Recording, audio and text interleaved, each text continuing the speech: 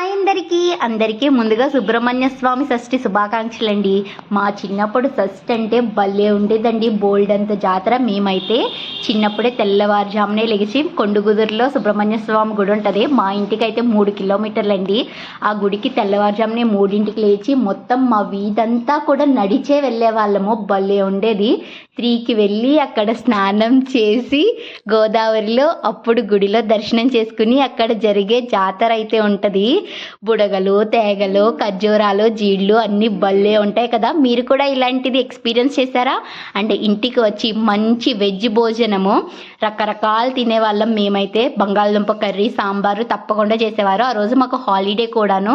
ఇంకా భలే ఎంజాయ్ చేసేవాళ్ళం. మీరు కూడా మీ ఊర్లో చిన్నప్పుడు జాతరలు జరిగితే ఇలాగే ఎంజాయ్ చేసేవారా? చేస్తే కామెంట్ చేసేయండి.